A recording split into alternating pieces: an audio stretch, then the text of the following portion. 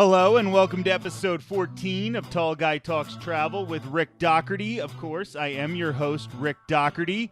We have a very busy show for you today. First, I will be joined by my good friend from over the pond, Amanda from Scotland. Of course, we're going to talk some Walt Disney World, but we're also going to discuss her home country of Scotland. After that conversation, we're going to do something I have never done on the podcast before, and that is I'm going to be joined in a theme park by my good friend Christina, also known on Twitter as @MagicOnMainStreet.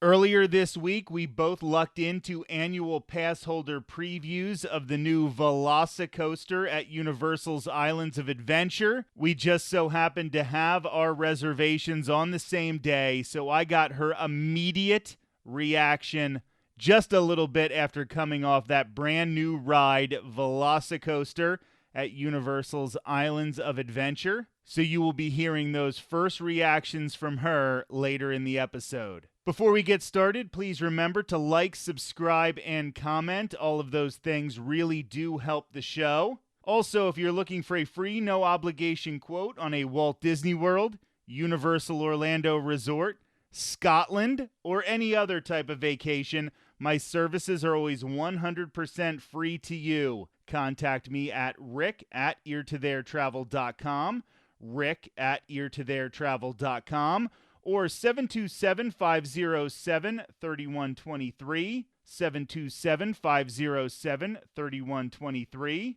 I'm an authorized Disney travel planner, and I will work hard to make sure your vacation is magical. Now, get ready for a treat, because I could listen to her accent all day long. Let's welcome Amanda to the show. How are you doing today, Amanda? I'm doing great. Thank you so much for having me. So before we get started, if people want to find you on Twitter, you have a very, very Scottish Twitter handle. So why don't you explain it to everybody and let them know how they can go follow you? Okay, I'm on Twitter as ChuckyBirdie76.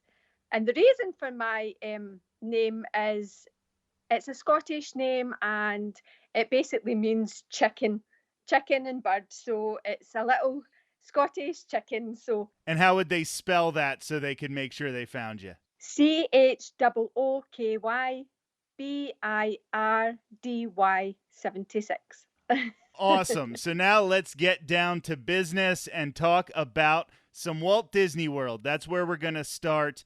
You really love to travel to Walt Disney World. You've done it, I believe, a number of times. So how many times have you and your family gone to Walt Disney World from Scotland? Well, that would be 5 times in total. And since Lucy's been born, she's been 4 times. Well, that is one lucky kid right there going 4 times. Yeah. That is fantastic. So, first of all, what are some of the reasons that keep you and your family going back to Walt Disney World? After you went that first time, what made you go, this is something that we have to keep doing over and over again? I think for us, it's just so magical. It's a complete escape from reality. It's an escape from the norm. You don't have to think about anything other than just having fun, light-hearted, good old-fashioned fun. And I'm just so lucky that both myself and my husband David can provide that for our daughter. We worked really hard all year to do that for her. So we just love it. We're all just big kids at heart, and we just love the fun that it brings. Did you have any trips planned that ended up being canceled because of everything that happened? Were you on a countdown clock of some sort, or were you sort of waiting and you already saw what was going to be happening? Yeah, we had to cancel. We had just got back from spending Christmas and New Year. So we were there Christmas 2019 and obviously New Year 2020. And when we got back, that's when, the world went to ruin. So, we had also planned a trip in October. This would have been our first October trip. We normally go in the summer just due to work schedules and summer holidays, schools and things. But we had a 2-week stay, which we had to cancel. So we were absolutely gutted about that. But, we're all here, we're all safe. And we had our Christmas trip, so we can't be too greedy, I suppose. Yeah, I will say that I believe personally that October maybe a little bit more late September is absolutely the best time to go. They have the Halloween stuff up. They're all ready for Mickey's Not So Scary Halloween Party. The weather's starting to get a little bit nicer, and people don't like to pull their kids out of school right at the beginning. So usually they don't start pulling their kids out of school till around November. So I think that is a really great time to sort of battle the crowds. There is no slow season anymore at Walt Disney World, but No. that's the closest that you're going to get. So let's go over some of the parks and some of your favorite things to do in those parks. I always love to hear from different Disney fans what their favorite things are in each of the parks. So let's start with the original one from Walt Disney World, the Magic Kingdom. What are 2 or 3 of your favorite attractions, whether they be shows, rides, whatever, at Magic Kingdom? Well, Magic Kingdom, I would say, would have to be Big Thunder Mountain. Always, that's number one. No matter where we go, that's number one. Seven Dwarfs Mine Train, 100%. And a little one that gets overlooked quite a lot is Mickey's PhilharMagic. We absolutely love that show. We go every single time. We make sure we don't miss it. We just love it. So that's probably what I would say my top 3 would be for us in Magic Kingdom. Now that my wife and I live here, we're annual pass holders, so we don't have to do every day like from start to finish like we did when we used to go on vacation. The first time I took her on vacation, it was right after the parade. We watched Festival of Fantasy, and we had a Seven Dwarfs Mine Train Fast Pass. And just waiting for the parade, standing in the heat, everything, my wife just started to absolutely crash. And we were just able to go into Mickey's PhilharMagic, sit down in the air conditioning for 20 minutes before we got on Mine Train. And it was just the rejuvenation that she needed. Sometimes those types of attractions are very underrated for that reason. Yeah, we love it. It's just an amazing show anyway. But yeah, we love it. Another favourite part, I have to get this bit in, is just Main Street USA. That I could spend the full day there. We all could, just sitting, people watching, enjoying the atmosphere, taking in all the little details, and enjoying a nice cold drink and an ice cream. It's just amazing. So yeah, Main Street, don't just walk past it. Don't just use it as your thoroughfare to get to. Take some time, 100%. Take some time to enjoy that. I think that is one of the things that people who go just once or are on their first trip don't tend to appreciate. You don't start sitting on Main Street and just enjoying the atmosphere until you've been there 2 or 3 times. But that was my favorite part when the parks reopened back in July, and I went back in that first day. Yeah, I rushed on Big Thunder Mountain, of course, because that's what you have to do if you're a fan like us. Then later in the afternoon, I just got a soda, got a snack from the confectionery, and just sat on a bench and enjoyed Main Street USA. So I hope they keep the character cavalcades like they have been doing since reopening, where just randomly characters will come down Main Street, because that adds a little bit more of an incentive for people to sit there on Main Street USA and be rewarded.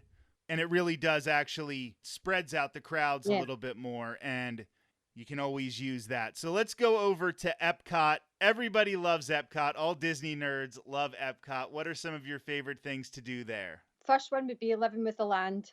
Love that. Love everything about it. It was great being on it at Christmas and obviously seeing the Christmas overlay. That was just superb. David and Lucy really like Soarin'. I'm not so much a fan of Soarin'. But they like, and the third thing would be Figment, of course. You can't not do Figment. So I want to ask you this. I don't know how long you have been going to Walt Disney World. When you started, was it the older version of Figment with Dreamfinder? No. It would have been the most recent. We first took Lucy in 2014. I was there a while ago when I was younger, but since Lucy was born, it was 2014 was her first trip, so that would have been the more recent one. Yeah, because while I do enjoy the Figment ride now in the Imagination Pavilion, I started going when I was 5 years old, so I still remember the original version that was so much Yeah. better. And it's just unfortunate because I really wish that kids could see that version. I know a lot of adults who ride it are like, what the heck is this?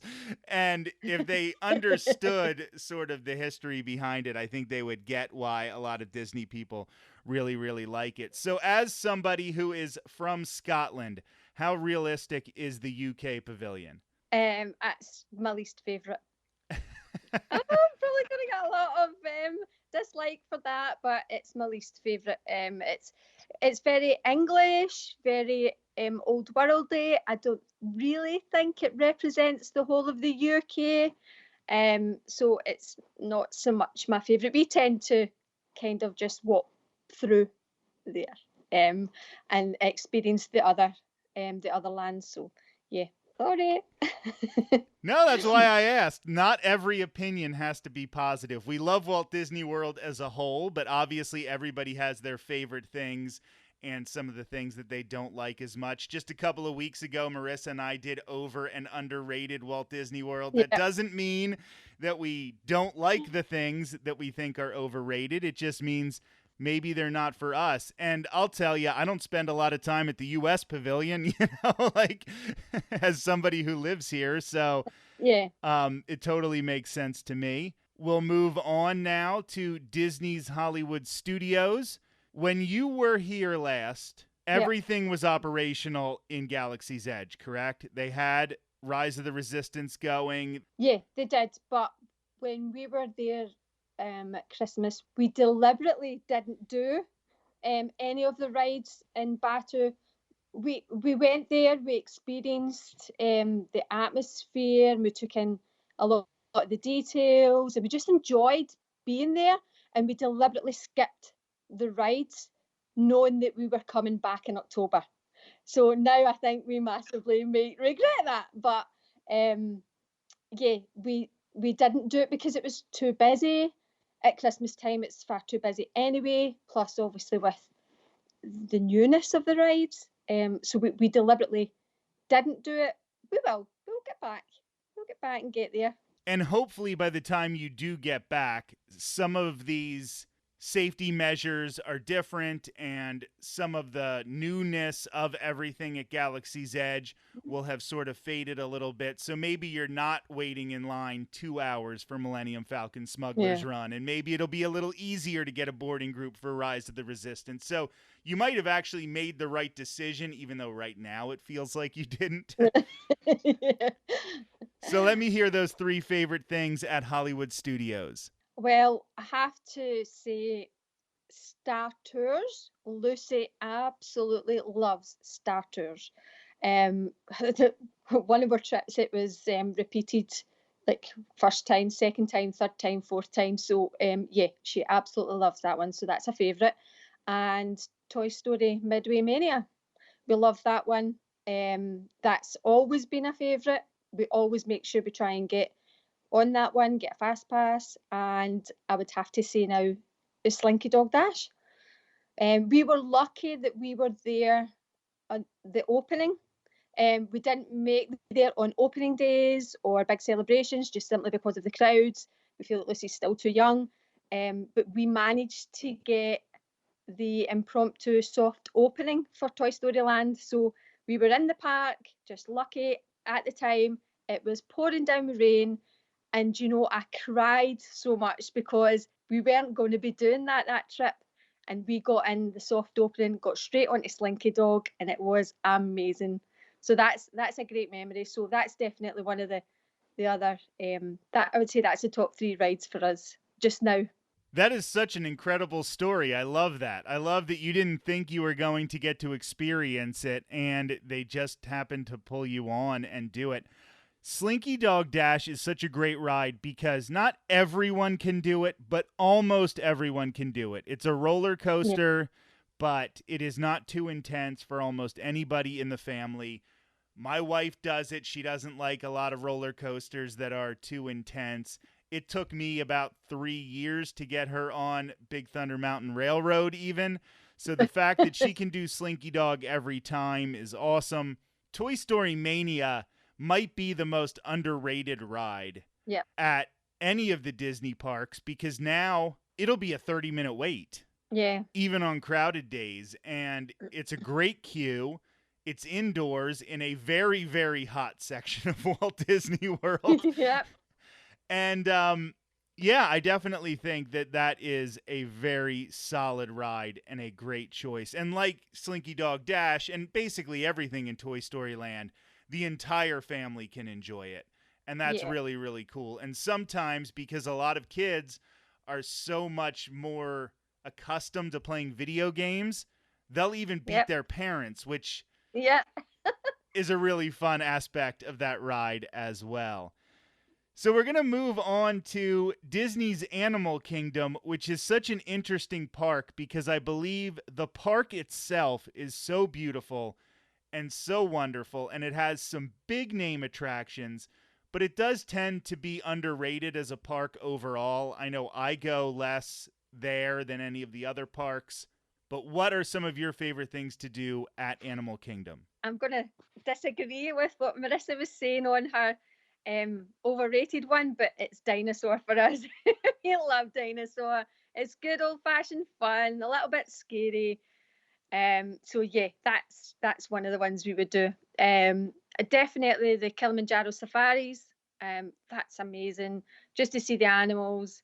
Even when you watch some of the programs on Disney Plus and you find out a little bit more of the animals, more what happens behind the scenes, it makes it so much more, not interesting, but so much more worthy of going on that ride to see, how much actually goes into, caring for the animals for a start. That's, it's a lot. So, and the third one, let me think.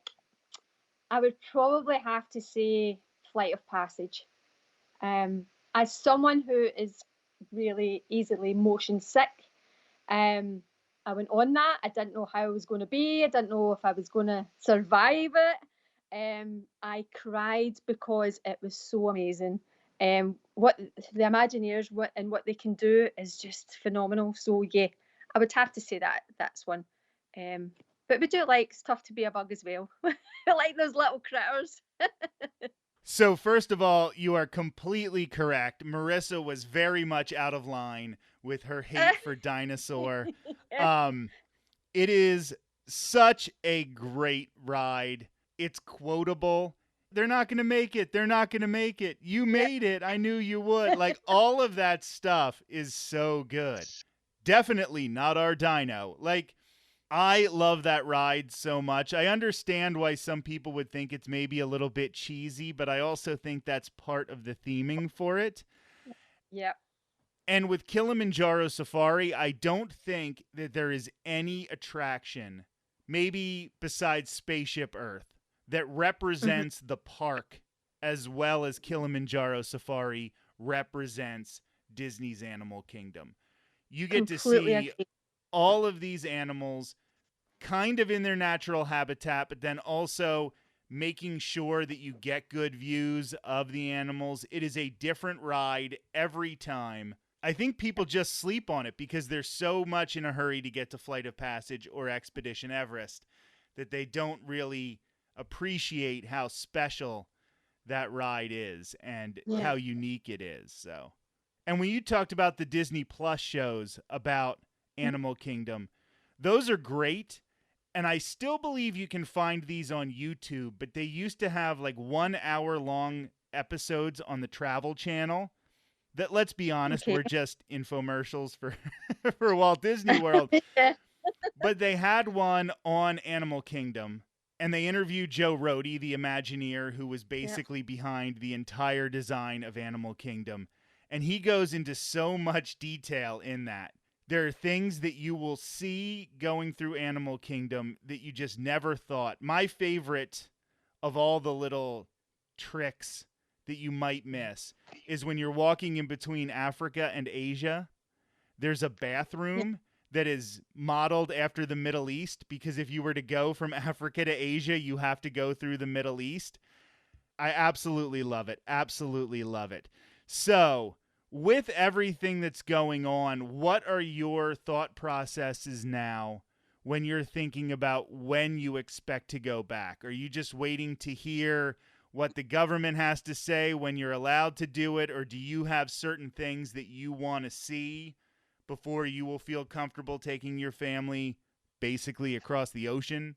Yeah, I think um, I think everywhere needs to be in a much better place before we can even think about, as much as we would go tomorrow if we could. I mean, that there's no denying that, but it has to be. It's such a big trip. It's not just a quick flight or a quick couple of days. It's such a big and expensive trip as well that I don't know if we would be too comfortable, especially if we can only come in the summers, having to wear masks. I totally agree with having to wear masks. I think that's the right thing to do, but it's just the comfort levels and to spend a whole load of money to come over and get maybe a quarter of the experience. Given that coming from Scotland and the UK, we do a lot of good packages, dining plans and obviously all the fast passes and things, it's not the same experience. So I think it would need to be a bit closer to the same experience before we would even consider it. And obviously, numbers need to come down a whole lot more than what they are. I mean, Scotland's doing really good just now. So for us to leave somewhere that's doing so good to come somewhere that's maybe got a lot of higher numbers, it kind of doesn't really feel safe enough for me. But that's me. That's just us. So Paris will probably be the one that will go next to, I think, just simply because it's closer. It's not as much of a lengthy trip. So yeah, we'll see how that goes as well.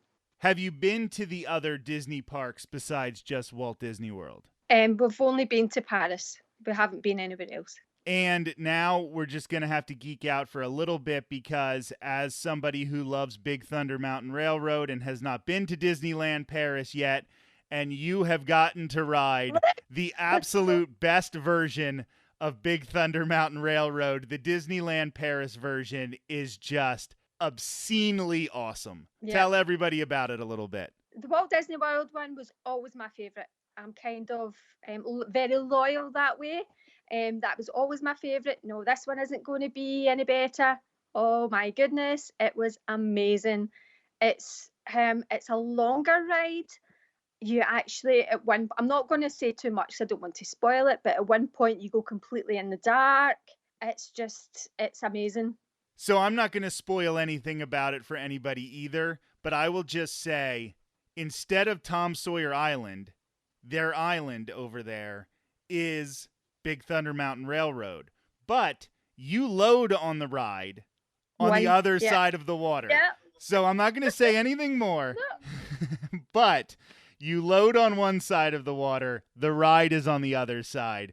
So it is very, very different from the version at Walt Disney World, even though that is my favorite ride in all of Walt Disney World is Big Thunder Mountain Railroad. So it might be a little bit before you get over here to the United States, but eventually people are going to start to travel again. They're going to start to travel internationally, and a lot of people from the U.S.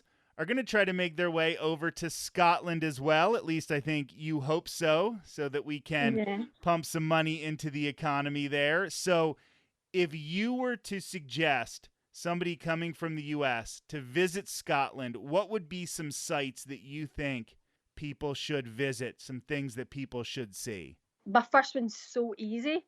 I've thought of 3 different places. The first one would be Edinburgh. By far, it's my first choice. It's my favourite, even living here. So it's obviously our capital. It's so historic, but so cultured at the same time. You can get so much out of Edinburgh. There's obviously the castle and a lot of museums, a lot of historic underground worlds, and there's so many festivals as well. So you're never short of something to do in Edinburgh. I just love Edinburgh. You can get to a lot of different places from Edinburgh as well. So yeah, I would 100% recommend and do not overlook Edinburgh. The second one would be Oban. It's a coastal town. You can get to the other islands, Iona and Staffa and Mull, from Oban, so you've got a lot more other things to do there as well. That's quite laid back and chill. Anytime we've been to Oban, it's a nice relaxing weekend or a few days for us. And the other one would be, I would say, Fort William. That's in the West Highlands, and that is a must-see if you're a Harry Potter fan, because you can get the Jacobite train from Station Square in Fort William, which takes you the 84-mile trip along the West Highland line to Mallaig, and it takes you over the Glenfinnan Viaduct, the very famous viaduct that you see in Harry Potter. So if you're a Harry Potter fan, even if you're not, I'm not a Harry Potter fan, but myself and David did this experience and I was blown away. So yeah, that is a definite must-see. So yeah, there's 3 to go on if you're planning, but yeah, there's a good mix for everybody in those places. See, all of you Harry Potter fans who think you can get your Harry Potter fix just at Universal Orlando Resort, no. You have to go visit Amanda in Scotland and see more of your incredible Harry Potter world, universe over there in Scotland. Amanda, it was such a pleasure having you on the show today. Thank you so much. I really appreciate it. Thank you so much for having me. It's been great fun. I'm so chuffed that you asked me to do this, and thank you. That was Amanda from Scotland on Tall Guy Talks Travel with Rick Doherty. Now we are going to move to a conversation recorded earlier this week inside Universal's Islands of Adventure. It is a very, very short conversation, but I just wanted to get Christina, also known as @Magic on Main Street, and her first reactions to the brand new Velocicoaster at Universal's Islands of Adventure. Christina, how are you doing? I'm feeling great, Rick. How are you doing today? I'm doing awesome. So you just earlier today rode the brand new roller coaster here at Universal's Islands of Adventure, Velocicoaster. I want to get your thoughts. First of all, I know that you were a little worried because it's only a lap bar and not a shoulder harness. So how did that work out for you? Yeah, so I was very worried that I would feel overexposed being on this ride without the security of the shoulder bar like you have on every other ride that has an inversion. And this one has quite a few inversions. But actually from the moment that they strapped me in, I felt very secure, very snug in my little seat. It has a place to hold on. And just from the moment it launches, you're going so fast that your body just doesn't have an opportunity to move anywhere. And this is a ride that you do get some air every once in a while. How did you feel with that? Was it thrilling without being scary? Was it just you didn't even have enough time to think about it? Like, how was that? I'm going to tell you that I really didn't have a lot of time to think about it. There was only one moment that I really felt like we came out of our seats. There's a moment where you twist over the water and it sort of hangs you there for a minute, and I have to say that was probably my favorite part, and it was one of the things I was most afraid of. So really everything that I was scared of on the ride turned out to be not a big deal. And I was nervous to go on the ride for days beforehand. So that's really saying something. And I'm not a roller coaster enthusiast by any means. I try to go on them all at least once, but there are many that I've got off of and said, nope, that's the last time for that. So basically, don't be afraid of this. Don't be a chicken and leave after the queue. However, the queue is incredible. Yes. Talk about the queue a little bit, especially when you're watching the other cars launch. That is my favorite part, at least. Yes, it was a lot of fun watching the other cars launch. The animatronic raptors are really cool. I mean, honestly, I don't want to give too much away of any part of the ride, really. I would say that I worked myself up for 2 days in advance for no reason, because it really is one of the funnest things that of any of the roller coasters in all of Orlando. It was so fun. So fun. I just wish I could do it again because I didn't pay enough attention to some of the theming elements on the ride. So I thought you all would enjoy hearing somebody who just got to experience this brand new ride at one of the annual Passholder previews for Velocicoaster that was recorded earlier this week. Not only did Christina love the ride, but she also has an 11-year-old daughter, and her husband also rode it with her, and they all really, really loved it. Velocicoaster opens at Universal Orlando Resort on June 10th to the general public. I definitely think you're going to want to be a part of it for the first summer of operations. And remember, I can help you book your Universal Orlando Resort vacations. Rick at eartotheretravel.com or 727-507-3123. My travel agent services are always 100% free to you. You will not pay one dime more if you book through me. And maybe, just maybe, I'll be able to find you some extra deals or some other ways to save you a little bit of money on your trip. Not only can I help at Universal Orlando Resort, but I'm also an authorized Disney travel planner, so I can help you plan Walt Disney World or even Disneyland now that they are starting to let people into Disneyland. Hopefully a lot of us will be enjoying that in the near future. So thank you for joining me for episode 14 of Tall Guy Talks Travel with Rick Doherty.